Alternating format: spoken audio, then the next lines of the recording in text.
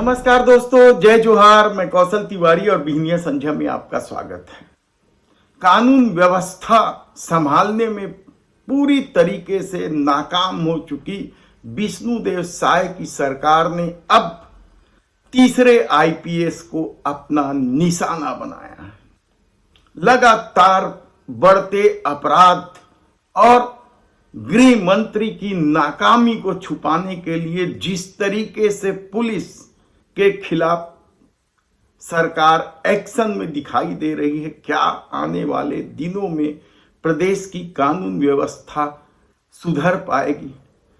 विपक्ष का तो दावा है कि जंगल राज में तब्दील हो चुका है, लेकिन जिस तरीके की परिस्थितियां बन रही हैं, लगातार अपराध बढ़ रहे हैं और उसके बाद जिस तरीके से जनमानस कानून को अपने हाथ में लेकर हिंसा को अंजाम दे रहे हैं, उससे प्रदेश की कानून व्यवस्था बदतर स्थिति में पहुंच गई है। 9 महीने की सरकार में आधा दर्जन से अधिक ऐसी घटनाएं हो चुकी है जब कानून व्यवस्था तार तार होते दिखाई दे रहा है। सवाल सिर्फ बलौदा बाजार हिंसा का नहीं है, जहां प्रदर्शन करते सतनामी समाज के लोगों ने जिस तरीके से सरकार पर अपना आक्रोश दिखाते हुए एसपी कार्यालय तक आग के हवाले कर दिया, खूब धमाचौकड़ी हुई।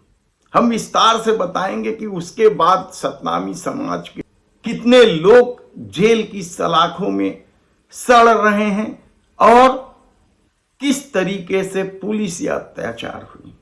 लेकिन इस घटना के बाद एसपी सदानंद कुमार को हटाया गया और जब दबाव बढ़ा तो उन्हें निलंबित कर दिया गया। इसके बाद कवर्धा के लोहारीडीह की घटना ने एक बार फिर प्रदेश को शर्मसार कर दिया।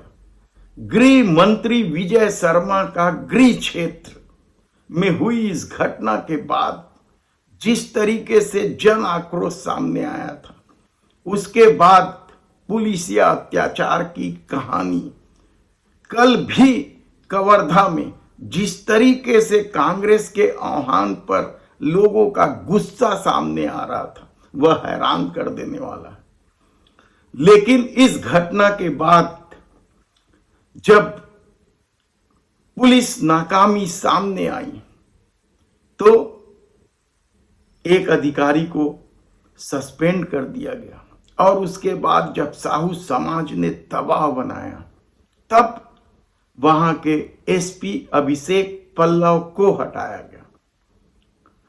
बलौदा बाजार की तरह उन्हें सस्पेंड नहीं किया गया, बल्कि प्रमोशन दे दिया गया। कहा जाए तो गलत नहीं होगा। और इसे साहू समाज बेहद आक्रोशित। और कल जिस तरीके से कवर्धा में लोग प्रदर्शन करने सड़क पर उतरे, वह साफ संकेत दे रहा है कि सरकार के बस में कुछ नहीं है। और अब तीसरा शिकार जो हुए हैं वे एमआर आहिरे, सूरजपुर के एसपी।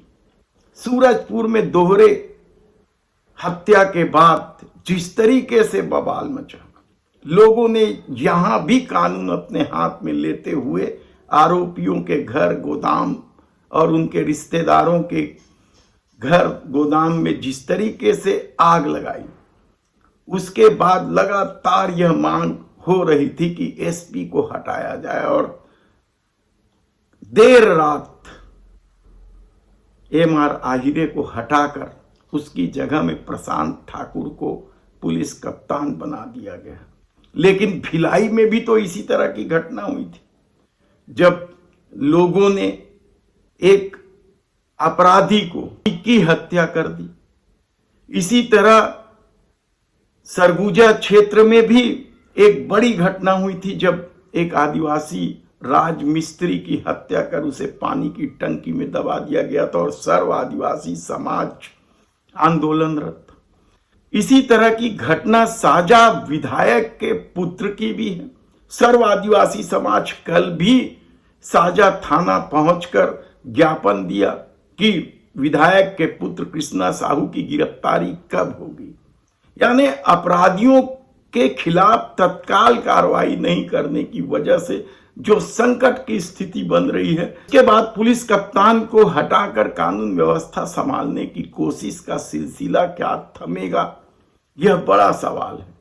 लेकिन फिलहाल तो तीसरे आईपीएस को शायद सरकार ने हटा दिया। अब देखना है कि और भी जो मामले हैं, हेट स्पीच का भी मामला है जिसके खिलाफ ईसाई समाज नाराज है।